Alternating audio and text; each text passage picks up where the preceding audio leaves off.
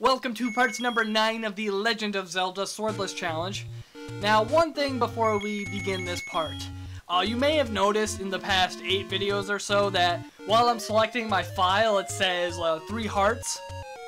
And I am going to do a 3-heart challenge for this game at some point. However, do not expect it anytime soon. I kind of want to wait a while before I play this game again. So don't expect it anytime soon. But I have an idea for the 3-heart challenge. I'm thinking I'm going to do it with the second quest. That way, people who watch both of the challenges they'll get a different viewing experience both times. So try to add some variety in there. I think it'll be cool. Tell me what you think, if you have any thoughts or whatnot. Anyways, now that we have the magic wand, we can go back to dungeon number 5 and clear that out easily. It's much easier this time because the Darknuts can be easily defeated with the magic wand. We don't have to rely on bombs anymore, which is always nice.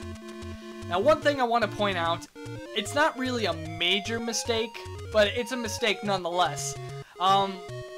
When you're going around collecting all of the items in the beginning of the game, like when we get the blue ring, the magical shield, and the candle, and all that stuff, try to go get the grip ring.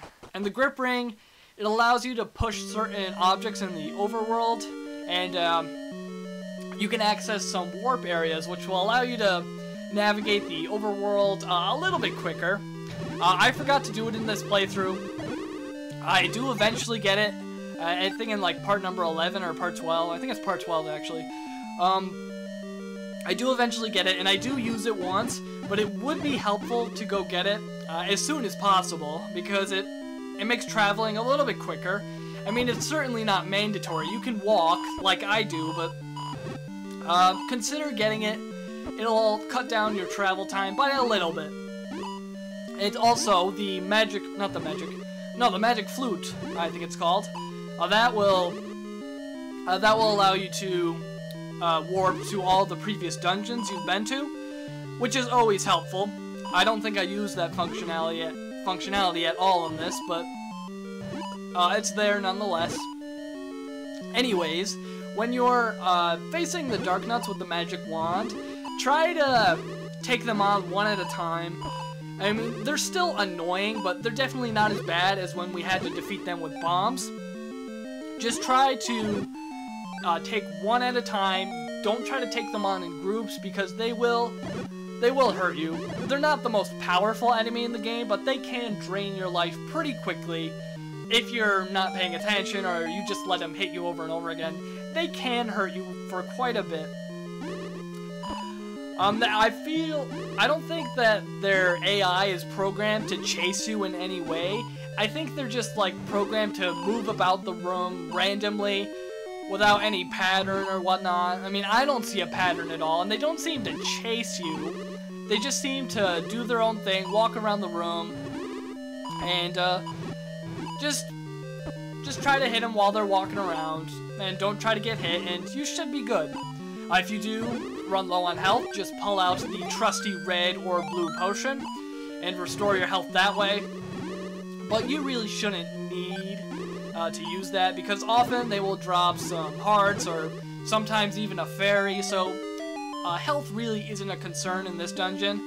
It's only really a concern in dungeon number 6 and dungeon number 9.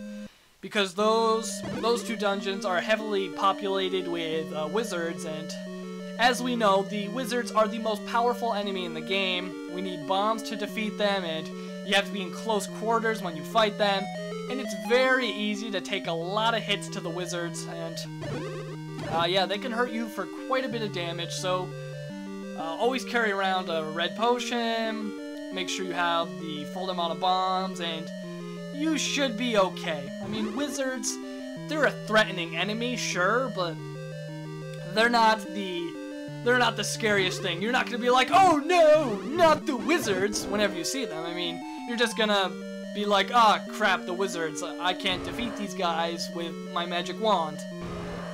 So they're really not that much of an issue. And I don't think we see the wizards in dungeon number 7 or dungeon number 8. I'm pretty sure we don't see him in dungeon number 8. I'm almost positive we don't see him in dungeon number 7. By the way, dungeon number 7, it's so easy. It's one of the easiest dungeons, in fact. I think we're getting to that in the next video. I think we jump to 7 next because we have to get the second bomb upgrade before we return to dungeon number 6 because we need all the bombs we can possibly get before taking on the army of wizards.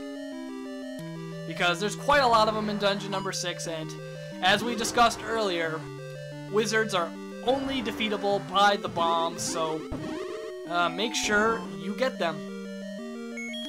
When you head into the boss room of dungeon number 5, put down a bomb, then quickly switch to the magic flute, play the magic flute. That will make the boss into smaller pieces, and then the bomb will hurt it for a lot of damage, and then just finish it off with your magic wand.